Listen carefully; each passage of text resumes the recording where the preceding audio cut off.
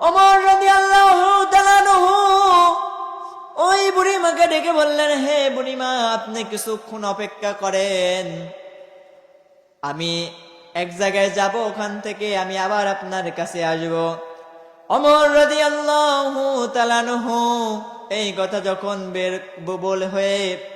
বের হয়ে গেলেন, কথাটা বলে যখন বের হয়ে গেলেন, ওমর রাদিয়াল্লাহু তাআলা আনহু রাজদরবারে আসলেন, খাদ্য ভাণ্ডারে গেলেন। খাদ্য ভাণ্ডারে যাওয়ার পরে খাদ্য ভাণ্ডারে যে প্রহরী ছিল, প্রহরীকে ডেকে বলে, হে প্রহরী, এই খাদ্য ভাণ্ডার থেকে এক বস্তা আটা আর কিছু তেল, কিছু তরকারি আমার কাঁধে তুলে দাও। যখন ওই প্রহরী সকল কিছু নিয়ে সে ওমর রাদিয়াল্লাহু তাআলা আনহুর ঘাড়ে তুলে দিতে লাগলেন, পাশে থেকে আবু বকর ডেকে বললেন, ওমর ভাই, ওমর আপনি একা কেন নেবেন, আমিও আপনার সঙ্গে নেব। ওমর রাদিয়াল্লাহু তাআলা আনহু তখন যে কথাটা বলেছিলেন, ওমর আবু বকরকে ডেকে বলে, ভাই আবু বকর, কিয়ামতের দিন যখন আমরা সকলে এক জায়গায় হব, আমার হিসাব আপনি দেবেন না, আপনার হিসাব আমি ওমর দেব না। আমার অজানাতে, আমার খোঁজ খবর না নেওয়ার কারণে আমার রাজ্যের প্রজারা আজকে না খেয়ে আছে, 3টা মাসুম বাচ্চা না খেয়ে আছে। তারা যদি আল্লাহর দরবারে নালিশ করে, হে আল্লাহ, আপনার খেলাফত চলাকালীন ওমরের জামানায় আমরা না খেয়েছিলাম, আমরা না খেয়ে ঘুমিয়েছিলাম, এই বিচারটা যখন আল্লাহর কাছে দিবে, আল্লাহ যখন আমাকে প্রশ্ন করবে, আমি ওমর তখন কি জবাব দেব, কি উত্তর দেব? এই জন্য আমার বোঝাটা আমাকেই বইতে দাও। এই কথা বলার পরে ওমর রাদিয়াল্লাহু তাআলা আনহু খাবার সামগ্রী নিয়ে ওই বুড়িমার কুটিরে চলে গেলেন। যাবার পরে নিজে হাতে রান্না করলেন, নিজে হাতে খাবার তৈরি করলেন। খাবার তৈরি করার আগ মুহূর্তে যখন খাবার রান্না করতেছিলেন, পাক করতেছিলেন, এমন সময় ওমর রাদিয়াল্লাহু তাআলা আনহু ওই মহিলাকে ডেকে বলে, বুড়িমাকে ডেকে বলে, বুড়িমা, এই সন্তানের পিতামাতাকে, এই সন্তানের পিতামাতা কোথায়? ওমর রাদিয়াল্লাহু তাআলা আনহুর এই কথা শুনে, এই কথাটা জিজ্ঞাসা করার পর ওই বুড়িমা চোখের পানি ছেড়ে দিয়ে ডেকে বলছে, হে আগন্তুক ব্যক্তি, এই দুঃখের কথা আপনাকে আমি কেমনে বলবো, এত কষ্টের কথা আপনাকে কেমনে বলবো? এই যে এই সন্তানের পিতামাতা, এই সন্তানের পিতা ছিল আমি হতভাগা মায়ের একমাত্র সন্তান, আর এর মা ছিল আমার ভাইয়ের একমাত্র মেয়ে।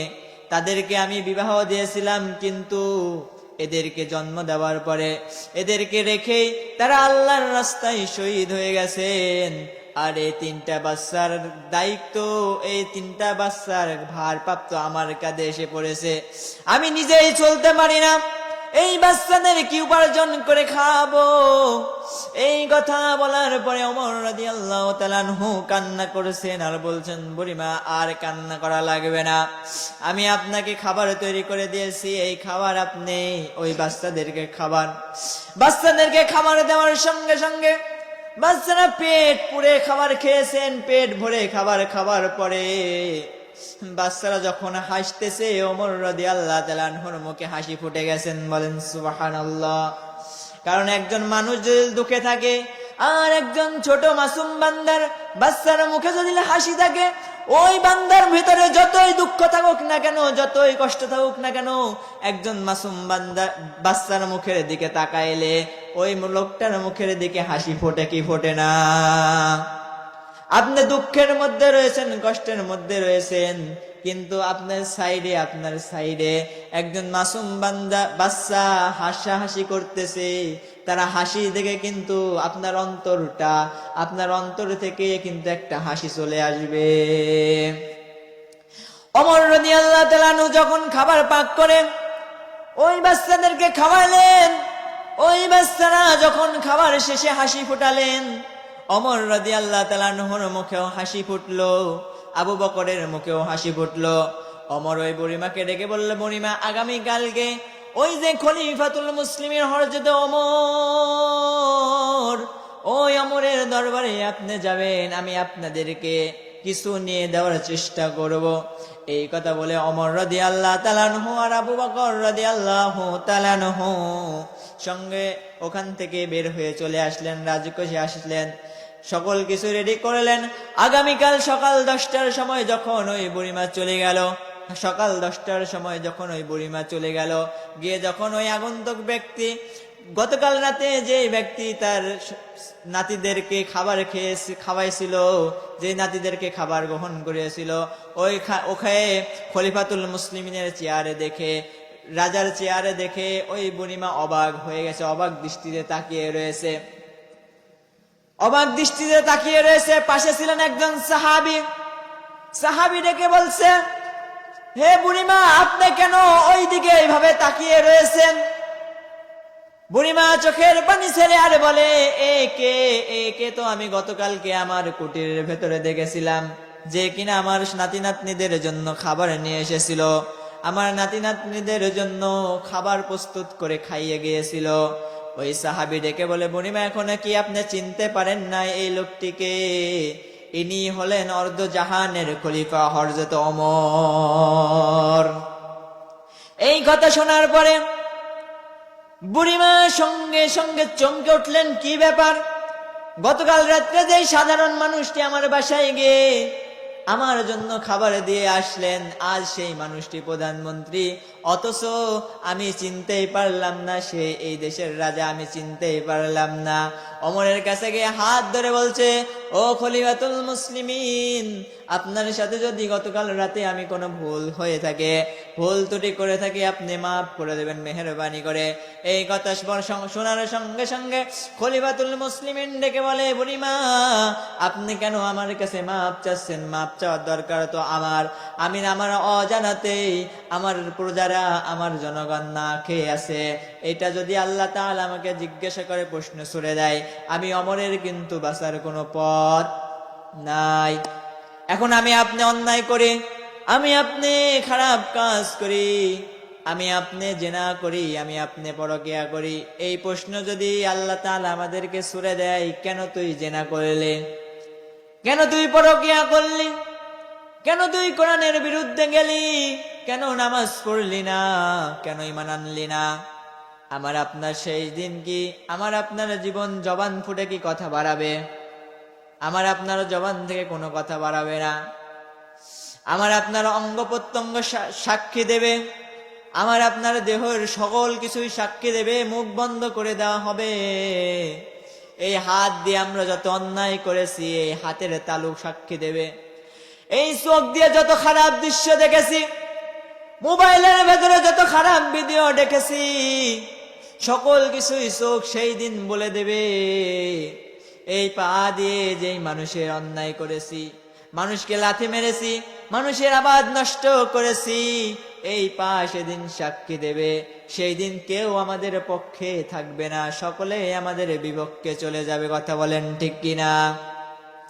দুনিয়াতে যখন আমার ভাইরা, দুনিয়াতে যখন আপনি মারা যাবেন, মারা যাবার কয়েক ঘন্টা পর আপনার লাশ যতক্ষণ বাসার ভেতরে থাকবে, আপনার আত্মীয় স্বজন, পিতা মাতা, স্বামী স্ত্রী সকলেই কিন্তু কান্না করবে, সন্তানেরাও কিন্তু কান্না করবে, হায় আমি আজকে আমার বাবাকে হারালাম। মা বলবে, আমার একমাত্র সন্তানকে আমি হারালাম। স্ত্রী বললেন, আমি আমার একমাত্র স্বামীকে হারালাম। এই দুঃখ হয়তোবা 1 মাস, এক সপ্তাহ তারা কান্না করবে, 1 মাস যাবে, 2 মাস যাবে, আপনি কবরে পড়ে থাকবেন, আপনাকে কেউ খোঁজ নিতেও যাবে না, আপনি কবরে কেমন রয়েছেন। আপনার শেষ নিঃশ্বাস যখন ত্যাগ হবে, দুনিয়ার সকলেই পর হয়ে যাবে, সকলেই স্বার্থ হয়ে যাবে, দুনিয়ার কেউ তখন আর আপন থাকবে না, সকলেই পর হয়ে যাবে। কবরের জিন্দেগিতে যখন চলে যাবেন, ফেরেশতা এসে যখন প্রশ্ন করবে, তুই ওই কাজ করতে মানা করেছিলি, করলি কেন? নামাজ পড়তে বলছিল, পড়িস নাই কেন? ওই বরবরিয়া যুব সমাজের মাহফিলে বিভিন্ন জায়গা থেকে আলেম এসে ওয়াজ নসিহত করেছিল, তুই শুনিস নাই কেন, যাস না কেন? আমি আপনি তখন আর উত্তর দিতে পারবো না। আমার আপনারা জন্য তখন বিপদ চলে আসবে। সম্মানিত হাজরিন, এই জন্য আমাকে আপনাকে প্রস্তুতি নিতে হবে। দুনিয়ার জিন্দগি যেহেতু চিরস্থায়ী না, দুনিয়ার জিন্দগি যেহেতু ক্ষণস্থায়ী, আজ আছি কাল নাই। আমি আছি, কথা দিয়ে উঠতে পারবো না, এই চেয়ার থেকে এই মঞ্চ থেকে নেমে আমি বাড়ি পর্যন্ত যেতে পারবো এই গ্যারান্টি কেউ দিতে পারবেন? কথা বলেন না, কে দিতে পারবেন? কেউ পারবে না। যে আমি আজকে এই মাহফিলে এসেছি, মাহফিল থেকে বাসায় যাব, বাসায় গিয়ে খানা খাওয়ার পরে ঘুমাবো, এই গ্যারান্টি কেউ দিতে পারবেন না। তার আগে আপনার মৃত্যু এসে যেতে পারে, তার আগে আপনার মৃত্যু হয়ে যেতে পারে। এই জন্য সম্মানিত ভাইয়েরা আমার যে বিষয়টি ছিল, আমাকে আপনাকে সচেতন হতে হবে, আমাকে আপনাকে আমলের দিকটা বাড়াইতে হবে। ঈমান ভঙ্গের 2 নম্বর কারণ, আল্লাহ পাক রব্বুল আলামিনের কোরআনের সাথে, আল্লাহ পাক রব্বুল আলামিনের সাথে, আল্লাহর নবীর সাথে যদি কেউ কুফরি করে, আল্লাহ পাক রব্বুল আলামিনের কোরআনের সাথে কুফরি কাজ করা যাবে না। আল্লাহ পাক রব্বুল আলামিনের কোরআনের সাথে যদি কেউ কুফরি কাজ করে, আর তার ঈমান থাকবে? তার ঈমান থাকবে? তার ঈমান থাকবে না। ঈমান ভঙ্গের 3 নম্বরের কারণ হলো সকল ধর্মকেই সমান মনে করা, সমান তালে দেখা। এইটা কিন্তু বর্তমান সময়ে মুসলমানদের ভেতরে হয়ে আসছে। কথা বলেন ঠিক কিনা? কিছুদিন আগেই যে পূজা মণ্ডপ, হিন্দুদের যে উৎসব আনন্দ হইল, এইখানেতে কত আলেম, কত মুরব্বী, কত মুসলমানের সন্ধান গিয়েছে, কিন্তু আমার রসুল জানিয়েছেন, আমার রসুলের জীবনী পড়ি আমি এমন কোন জায়গায় পাই নাই রসুল পূজা মণ্ডপে গিয়েছেন, রসুল হিন্দুদের পূজা মণ্ডপে গিয়েছেন। এমন কোন হাদিসেও পাই নাই যে রসুল সাল্লাল্লাহু আলাইহি ওয়াসাল্লাম আদেশও করে গেছেন যে ওই মণ্ডপে তোমরা যাও। এমন আদেশ কি করে গেছেন? কথা কয় না, এমন আদেশ কি করে গেছেন?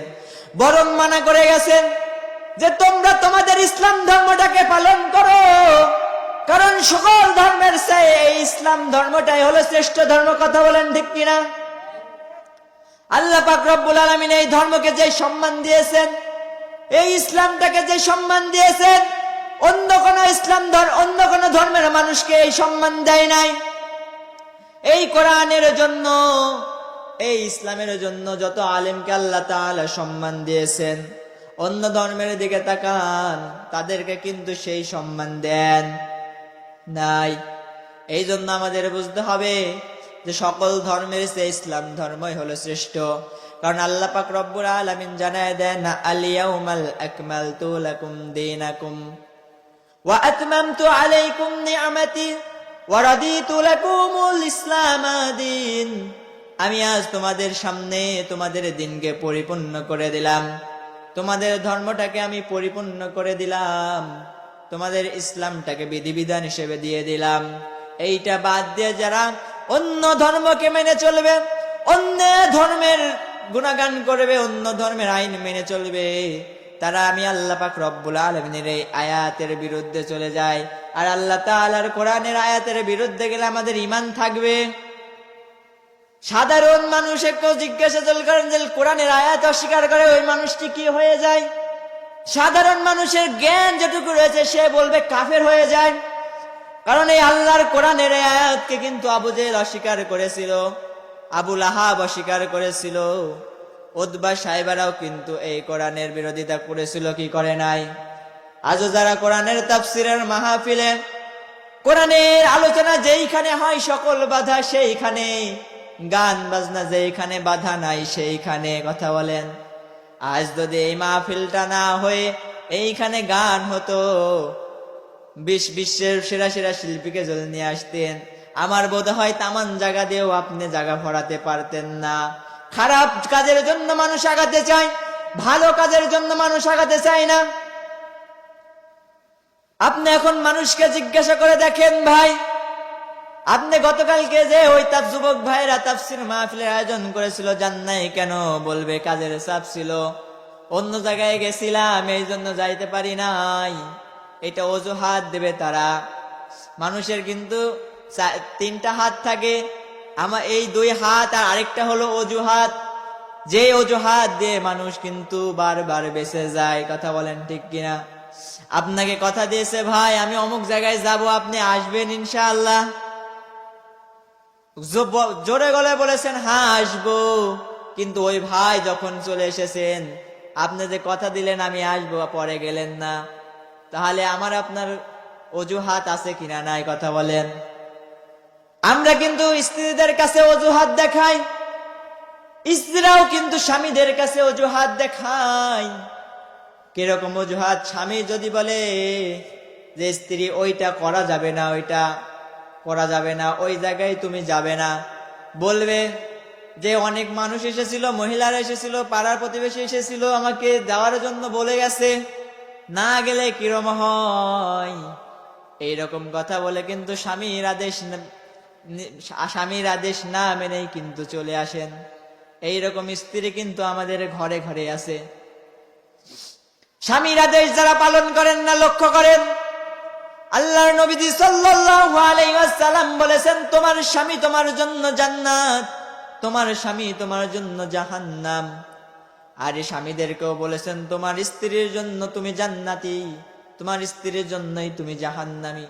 তোমার স্ত্রীকে যদি তুমি পর্দার ভেতরে রাখতে পারো, তোমার স্ত্রীকে যদি খারাপ কাজ থেকে দূরে রাখতে পারো, তোমার স্ত্রীকে যদি কোরআনের পথে চলতে বলতে বলো, তুমি স্বামী যে আদেশ করবে তোমার স্ত্রী সেই আদেশ মানতে বাধ্য হবে। কিন্তু বর্তমান সমাজে কিন্তু সেই আদেশও মানে না, নিষেধও মানে না, বরং স্বামীকে উল্টা স্ত্রীরা পিটায়। পর্দার অন্তরালের মা বোনেরা যারা দেখতেছেন, আমাকে বলবেন আজ তুমি খুদে ওয়াসে ময়দান থেকে নামো, তোমার কালকে 12টা বাজাবো।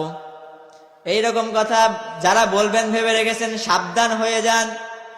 কারণ আল্লাহ পাক রব্বুল আলামিন 1500 বছর আগে সূরাতুন নিসা নারীদের সম্পর্কে সূরা নাজিল করে জানিয়ে দিয়েছেন, ও স্বামীরা, তোমরা যারা ও স্ত্রীরা, তোমরা স্বামীদের কথা মানবে না, তোমার স্বামীর আদেশ মানবে না, তোমার স্বামী যে এই কাজটি করতে নিষেধ করেছে ওই কাজটি যখন করবে না, আল্লাহ পাক রব্বুল আলামিন কিন্তু তোমার উপরে থেকে রহমত তুলে নেয়। এইটা হলো স্ত্রীদের বিপক্ষে বললাম। এবার স্বামীদের বিপক্ষে বলি, স্ত্রী আপনাকে একটি শাড়ি কেনার জন্য কিংবা গহনা কেনার জন্য আবদার করেছেন, বেড়াতে যাবার জন্য আবদার করেছেন, আপনি স্বামী বলতেছেন না আজকে সময় হবে না, আজ অনেক কাজের চাপ। যারা স্ত্রীদেরকে সময় দিতে চান না, স্ত্রীদেরকে খারাপ ব্যবহার করেন, তাদেরকে বলে রাখি, মরণের পর যদি আপনার স্ত্রী আপনার জন্য আল্লাহর কাছে হাত তুলে বলে, আল্লাহ আমার স্বামী দুনিয়ার জিন্দগিতে বেঁচে থাকা অবস্থায় স্ত্রীর যে হক রয়েছে এই হকগুলো একটাও পালন করে নাই, বরং এর বিরুদ্ধে যত কিছু রয়েছে সব কিছু আমার উপর টর্চার করেছে, আমাকে মানসিক নির্যাতন করেছে, আপনার বিরুদ্ধে যদি আল্লাহর কাছে নালিশ দিয়ে দেয়, কবরের মধ্যে আমাকে আপনাকে আল্লাহ তাআলা ফেরেশতাদের মাধ্যমে সাইজ করবেন। কথা বলেন ঠিক কিনা? আমরা স্বামীরাও বিপদে রয়েছি, স্ত্রীরাও বিপদে রয়েছি। এই জন্য যদি জান্নাত পেতে হয়, স্বামীকেও স্ত্রীর কথা শুনতে হবে, স্ত্রীকেও স্বামীর কথা শুনতে হবে। হ্যাঁ, আমি পুরুষদের দোষ আরো একটা বেশি দিব, কারণ অধিকাংশ স্বামীরা চাই না যে আমার স্ত্রী পর্দায় থাকুক, আমার স্ত্রী ঘরের ভিতরে থাকুক, আমার মা বোনেরা ঘরের ভিতরে থাকুক। এরকম অনেকেই চাই না। যদি সন্তানরাও বলে, মা তুমি পর্দা ছাড়া বাইরে যেও না, আব্বা তুমি নামাজ কাজা করো না, আব্বা তুমি পর্দা রক্ষা করো, এই কথা যখন সন্তানরা তার মা বাবাকে বলে, সন্তানদেরকে বাবা মা ধমক দিয়ে বলে, তোর সে বয়স কি আমার বেশি না কম নাকি? তোর যে বয়স আমার অনেক বেশি, তোর থেকে কি শিখা লাগবে নামাজ কখন পড়া লাগবে? তোর থেকে কি শিখা লাগবে পর্দা কখন করা লাগবে? কথা বলেন ঠিক কিনা? এইরকম মানুষ যারা রয়েছেন তাদেরকে বলে, আপনার সন্তান আপনার ভালোর জন্য আপনাকে বলতেছে নামাজ পড়ার কথা, আপনাকে পর্দা করার কথা, আপনি আপনার সন্তানের কথা মানতেছেন না, স্বামীর কথা মানতেছেন না। আমরা যে চিল্লাচ্ছি আমাদের কথাও মানছেন না, আপনি কার কথা মানবেন? যারা পর্দা করতে বলে না তাদের কথা নাকি? তাদের কথা কি বাইরে শেষকে দেবো নাকি ভাই? বাইরে কি ওদিকে যা হয় হোক, আপনার আমার দিকে মনোযোগ তাকান। আমাদের অতিথিবৃন্দ অল্প কিছুক্ষণের মধ্যে চলে আসবে ইনশাআল্লাহ। যেই কথাই ছিলাম, যারা এখনো স্বামীর কথা শুনেন না, স্বামীর আদেশ মানতে চান না, স্বামীকে কোনো পরোয়াই করেন না, তাদেরকে বলি মা ও বোনেরা, আপনাদের জন্যই আমার এই কথাগুলো। কেউ সন্তানের দৃষ্টিতে নেবেন, কেউ ভাইয়ের দৃষ্টিতে নেবেন। ও মা বোনেরা, আপনাদেরকে বাঁচানোর জন্য বলছি। হযরতে মুহাম্মদ সাল্লাল্লাহু আলাইহি ওয়াসাল্লামের মেয়ে, সবচেয়ে প্রিয় মেয়ে হযরতে ফাতেমাতুজ জোহরা রাদিয়াল্লাহু তাআলা আনহা মৃত্যু যখন গ্রহণ করবেন, মৃত্যু শয্যায় যখন সজ্জিত, হযরতে আলীকে ডেকে বলে, হে আমার স্বামী, আমার কাছে আসুন, আপনাকে আমি কয়েকটি ওসিয়ত করে যাব, এই ওসিয়তগুলো আমার মরণের পরে আপনি পালন করবেন। হযরতে আলী রাদিয়াল্লাহু তাআলা আনহু ফাতেমা রাদিয়াল্লাহু তাআলা আনহু কথা শুনে ফাতেমা রাদিয়াল্লাহু তাআলা আনহুর কাছে চলে গেলেন। যাবার পরে ফাতেমা রাদিয়াল্লাহু তাআলা আনহু আলীর হাতটা সুন্দর করে ধরে বললেন, হে আমার প্রিয় স্বামী, আমি যদি মারা যাই, মারা যাবার পরে আপনি দ্বিতীয় বিয়ে করতে পারেন, আমার কোনো সমস্যা নাই, আমি অনুমতি দিয়ে গেলাম। 2 নাম্বার হলো, আমি যখন মারা যাব, আমার জানাজাটা জনসম্মুখে করবেন না, রাতের অন্ধকারে করে যাবেন। 3 নাম্বার ওসিয়তটা হলো, আপনি যে বিয়েটা করে নিয়ে আসবেন, যে মা নিয়ে আসবেন, যে বউ নিয়ে আসবেন, আমার হাসান হুসাইনকে যেন তারা কষ্ট না দেয়, আমার হাসান হুসাইনকে যেন তারা কষ্ট না দেয়। এই 3টা ওসিয়ত করে যখন ফাতেমা রাদিয়াল্লাহু তাআলা আনহু ইন্তেকাল করলেন, হযরতে আলী রাদিয়াল্লাহু তাআলা আনহু হাসান হুসাইন তার পাশে বসে কাঁদতেছেন। এমন সময় আল্লাহর পক্ষ থেকে হযরতে আবু যর গিফারি রাদিয়াল্লাহু তাআলা আনহু আলী রাদিয়াল্লাহু তাআলা আনহুর গেটের সামনে এসে টোকা দিয়ে বলছেন, হে আলী, মাটির বাবা আলী, কি হয়েছে? তুমি কান্না করো কেন? আর এই খাটিয়াতে কে শুয়ে আছে? যেহেতু ফাতেমা রাদিয়াল্লাহু তাআলা আনহু নির্দেশ দিয়ে গেছেন যে আমার জানাজার কথা আর কাউকে আপনি জানাবেন না, আপনার লোকজন নিয়ে আপনি করে যাবেন, করে আমাকে দাফন করে দেবেন। এই কথা ওসিয়ত করার পর আলী রাদিয়াল্লাহু তাআলা আনহু মনে মনে চিন্তা করেন, হায় আল্লাহ, আমি এখন কি করব? এমত অবস্থায় আবু যর গিফারি রাদিয়াল্লাহু তাআলা আনহু সঙ্গে সঙ্গে বলে উঠলেন, হে আলী, তুমি চিন্তা করো না, চিন্তা করো না, ওই খাটিয়া থেকে শুয়ে আছে আমি তা জানি, আর আমি আল্লাহর পক্ষ থেকে এসেছি, আমি তোমার জন্য, তোমার সাহায্যের জন্য এসেছি। এই কথা শোনার পরে আবু যর গিফারি রাদিয়াল্লাহু তাআলা আনহু ফাতেমাতুজ জোহরা রাদিয়াল্লাহু তাআলা আনহুর জন্য কবর খোঁড়ার জন্য জান্নাতুল বাকিতে চলে গেলেন। জান্নাতুল বাকিতে যাবার পরে জান্নাতুল বাকির ওই উত্তরখানায় সবুজ বাতি জ্বলছে। ওই জায়গায় হযরত আবু যর গিফারি রাদিয়াল্লাহু তাআলা আনহুকে কবর খোঁড়ার নির্দেশ দিলেন। আচ্ছা বলেন তো, কোনো তার ছাড়া, কোনো কারেন্ট ছাড়া কোনো কি আলো জ্বলবে? এই যে যত লাইটিং ফিটিং করেছেন, এইখানে যদি এখন বিদ্যুৎ না থাকে, এইখানে যদি এখন কারেন্ট না থাকে, কিছুই দেখা যাবে না। কিন্তু আল্লাহ তাআলার অশেষ কুদরতে জান্নাতুল বাকির ওই উত্তর কোণায় সবুজ বাতি জ্বলতেছে, কোনো তার নাই, কোনো কারেন্ট নাই। আল্লাহ তাআলা চাইলে কি পারেন? কি পারেন না?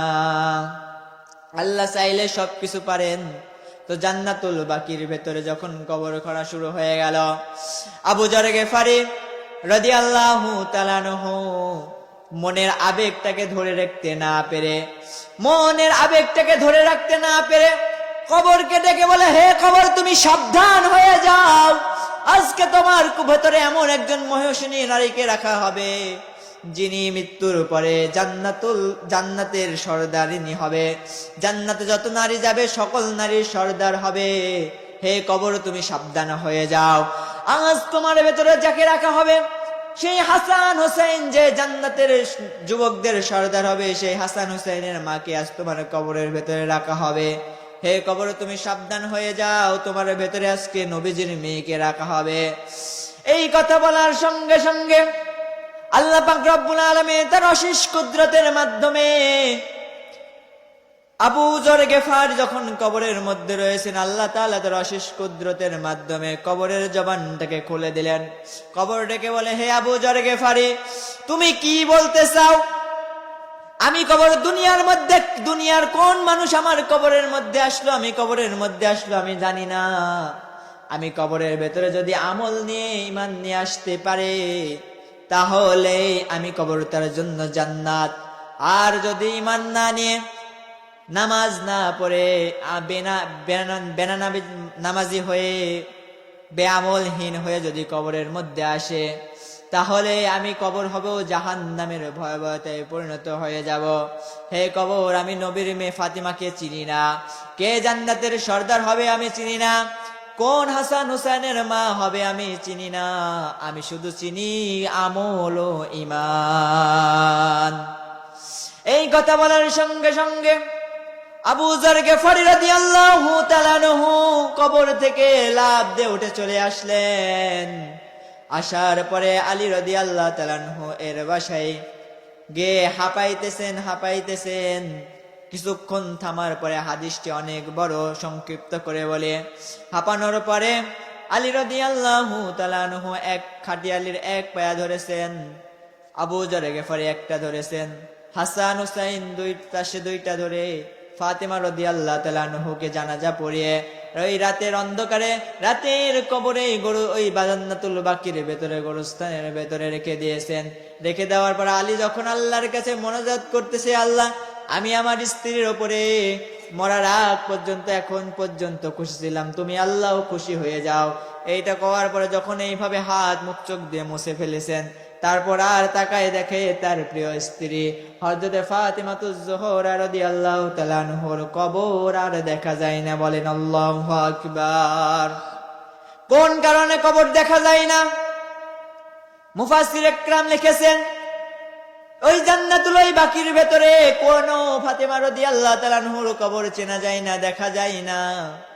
মুফাসসির লিখেছেন যে ফাতেমা রাদিয়াল্লাহু তাআলা আনহু জন্মের পর থেকে মৃত্যুর আগ পর্যন্ত ফাতেমা রাদিয়াল্লাহু তাআলা আনহুর দেহের একটি অংশ তার স্বামী ছাড়া কেউ দেখে নাই। তার সে এমন পর্দা নিশি ছিল, মৃত্যুর পরও লোকজনকে জানতে দেয় নাই, লোকজন ডেকে জানাজা পড়াতে দেয় নাই, এমন মেয়ে ছিল। আর বর্তমান সমাজে যে পর্দা চলে এইটা পর্দা বলে না, ডিজিটাল পর্দা বলে। এখন যে পর্দাটা চলে এটা পর্দা নয়, পর্দা নামে ভান ধরে।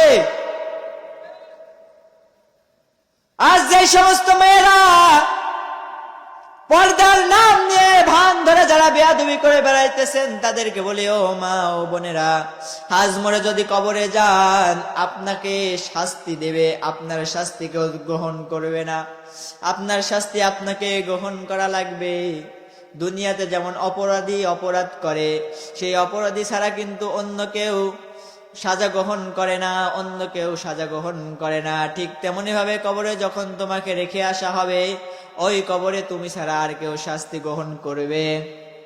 এই জন্য সম্মানিত মা বোনেরা, আপনারা যারা পর্দার অন্তরাল থেকে দেখতেছেন তাদেরকে বলতেছি, মা বোনেরা, আমি আপনাদের হাতে ধরে পায়ে ধরে বলতেছি আপনারা পর্দা করেন।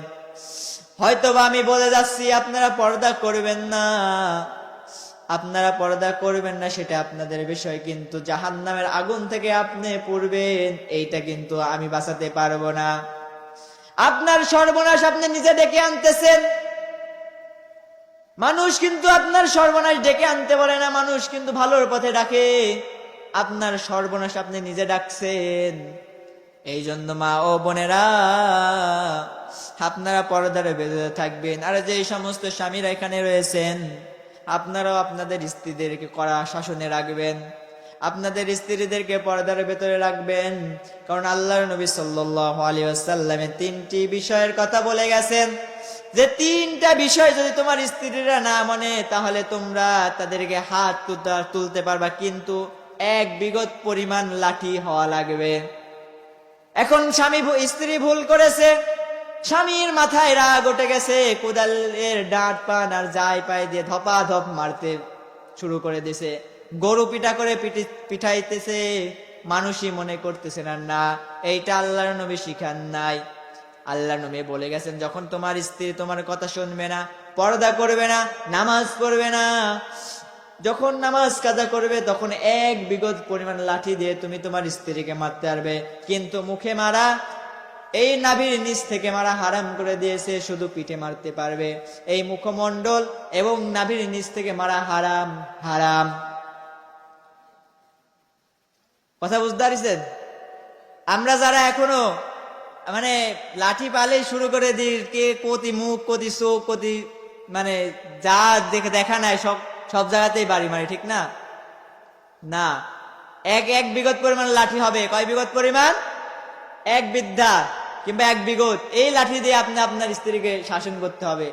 এখন বলছেন, হুজুর 1 বিঘত লাঠি দিয়ে যদি আমি স্ত্রীকে শাসন করতে চাই, ধরবো কোথায়, মারবো কি করে? 1 বিঘত লাঠি দিয়ে ধরতে চলে যায়, তাহলে মারবো কি করে? এইটা রাসূল শিক্ষা দিয়েছেন যে তোমরা তোমাদের স্ত্রীর শিক্ষা দাও। তোমার স্ত্রী যখন ঘরে নতুন আসবে, তখন বলে রাখবে যে দেখো, দুনিয়াতেও তোমাকে চাই, আখিরাতেও তোমাকে চাই, এই জন্য তোমাকে আখিরাতে হারাতে চাই না। যেহেতু দুনিয়াতে পর্দা করা ফরজ, কোরআন মানা ফরজ, যেহেতু মানা ফরজ, সেহেতু তোমরা মেনে চলবে। এরকম নসিহতকে আমরা করতে পারি না? কিছুকে আমরা কি মানতে পারি না? সকলেই মানতে পারি। আমরা ওদিকে লক্ষ্য না করে আমরা এদিকে লক্ষ্য করি। আরেকবার তাকবীর দিব, সকলে দিবেন তো?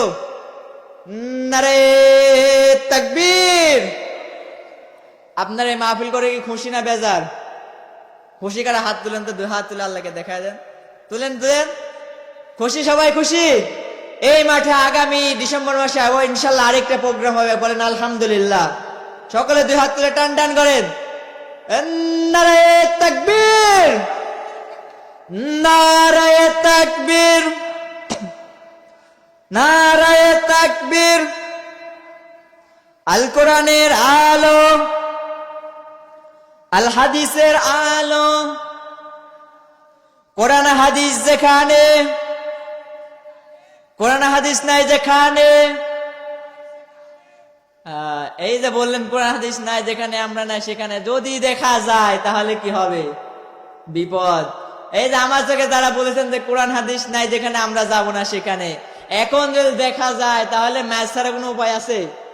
কারণ ওই যে মাহফিলে তোরা ওয়াদা করছিল যে কোরআন হাদিস যেখানে নাই আমরা সেখানে যাব না, তা বাদেও এসেছিলিস, তখন এখন ম্যাচ ছাড়া কোনো উপায় নাই। এই জন্য সম্মানিত হাজিরিন, আমার ঈমান ভঙ্গের 4 নম্বর কারণ হলো, নবী ছাড়া অন্য কাউকে আদর্শ হিসেবে মানা যাবে না। নবীজিকে নিজের জীবনের আদর্শ হিসেবে গড়ে তুলতে হবে। আব্দুল্লাহ ইবনে উবাইয়ের নাম শুনেছেন সকলেই? একজন সাহাবী আব্দুল্লাহ ইবনে উবাই, তার পুরা জীবনীটি আমি পড়ে দেখেছি। শুধু একটা ভুল বাদে আমি তার জীবনে কোনো ভুল পাই নাই।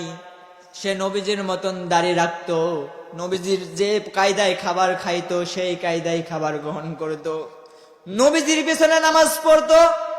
এই ভরভরিয়া হাঁসবাড়িয়া জামে মসজিদের ইমামের পিছনে নামাজ নয়, সে মসজিদে নববীতে রসুলের পিছনে নামাজ পড়তো। রসুল যেভাবে জুব্বা গায়ে দিত সেইভাবে জুব্বা গায়ে দিত, রসুল যেভাবে এটা পাগড়ি বাঁধতেন সেইভাবে পাগড়ি বাঁধতো। হুবহু অনুকরণ সকল কিছুই ছিল, কিন্তু আদর্শ দিক দিয়ে, নৈতিকতার দিক দিয়ে সে আবু জেহেলের কে মানত। এই কারণে আল্লাহ তাআলা তার জানাজা পর্যন্ত নবীজিকে করতে দেন নাই, তারা জানাজা পর্যন্ত নবীজিকে করতে দেন নাই। যখন আব্দুল্লাহ ইবনে উবাই রাদিয়াল্লাহু তাআলা আনহু রাসূলের সাথে থাকতেন, সকলে বলতে এই উবাইয়ের মতন আমল কেউ করে না, এই উবাইয়ের মতন আমল কেউ করে না। কিন্তু যখন আল্লাহ তাআলা জানায় দিলেন এই উবাই হলো বিশ্বাসঘাতক, সকল কিছুই মানত কিন্তু আমার নবীজিকে আদর্শ হিসেবে মানত না, এই উবাইয়ের জন্য জান্নাত হারাম, জান্নাত হারাম, জাহান্নাম ওয়াজিব হয়ে গেছে। যখন নবীজি উবাইয়ের জানাজা পড়াতে যাবেন, জানাজা পড়ানোর জন্য যখন রেডি হচ্ছেন, এমন সময়ে জিব্রাইল আমিন এসে ডেকে বলছে, হে রাসূল, আপনি থামেন, আপনি কার জন্য জানাজা পড়াচ্ছেন? কার জন্য আপনি জানাজা পড়াচ্ছেন? এর তো ঈমান নেই, বেঈমানহীন অবস্থায় মারা গেছে। তার জন্য যদি আপনি 70 বারও দোয়া করেন, সেই দোয়া কবুল হবে না। রাসূল ডেকে বলে, জিব্রাইল, এরপরে কি আর কোনো কথা আছে? জিব্রাইল আমিন থেমে থাকলেন। থেমে থাকার পরে জিব্রাইল আমিনকে যখন আবার বললেন, আর কেউ সুকু বলার আছে? জিব্রাইল আমিন যখন কথা বলে না, তখন রাসূল ডেকে বলে, যখন আল্লাহ তখন বলেছে 70 বার দোয়া করলে দোয়া কবুল হবে না, আমি 71 বার করব। তখনই জিব্রাইল আমিন ডেকে বলে, নবী, আপনার কেন 71 বার কেন, 100 বারও যদি আব্দুল্লাহ ইবনে উবাইর জন্য দোয়া করেন, সেই দোয়াটা আল্লাহর কাছে কবুল হবে না। কারণ আল্লাহর নবীজি তার প্রাণ প্রিয় চাচা আবু তালেবের জন্য দোয়া করেছেন।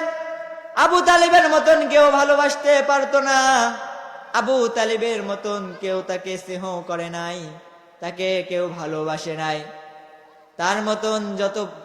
তার মতন কেউ ভালোবাসে নাই। সেই চাচার জন্য যদি দোয়া করতে, যে আল্লাহ তাআলা জিব্রাইলের মাধ্যমে জানায়া দেয়, আপনি কোনো মুশরিক বা মুনাফিকের জন্য দোয়া করতে পারবেন না। সেই নবীর দোয়া যদি কবুল না হয়, আমি আপনি টাটকা মুশরিক মুনাফিক মরে যায়, আমি আপনি কবরে রেখে এসে বলি আল্লাহুম্মা বলে মিলাদ ধরি, সিন্নি দিয়ে খাওয়ার করি, ও যে কবরে কি অবস্থা হচ্ছে আমি আপনি কি জানি? তার জীবনের দিকে তাকান, সে কি করে গেছে? সে পুরা জীবনটা নবীর বিরুদ্ধে কথা বলে গেছে, ইসলামের বিরুদ্ধে চলে গেছে। সেই মানুষটাকে আপনি কবরে রেখে আসলেন, আর এখন দোয়া দৌড় করতেছেন, আপনার কোনো লাভ হবে না। এই জন্য সম্মানিত হাজিরিন, ঈমান ভঙ্গের 5 নম্বর কারণ হলো আল্লাহর বিধানকে যারা খারাপ মনে করে, ভালো লাগে না। 6 নম্বর হলো জাদুকর, যারা কালো জাদু করে, জাদু প্রচারণা করে, জাদু করে মানুষকে বশ করে নিজের কাছে নিয়ে যায়, জাদু করে মানুষকে ভুল পথে, বিভ্রান্তির পথে নিয়ে যায়। 8 নম্বর হলো মুসলমান হয় মুসলমানের বিরুদ্ধে মামলা করা। 9 নম্বর হনকে সকল ধর্মের চেয়ে ঊর্ধ্বে মনে করা। 10 নম্বর কারণ হলো ইসলামের বিধান যাদের ভালো লাগে না, কেউ যদি তা ঘৃণা করে। এখন যদি আমি আপনি ইসলামের বিধানটাকে ঘৃণা করি, আমি আপনি যদি ইসলামের বিধানটাকে মানতে না চাই, আমার আপনার জীবনটাকে যদি মানতে না চাই, আমার আপনার মরণের পর জাহান্নাম ছাড়ার কোনো জায়গা নাই।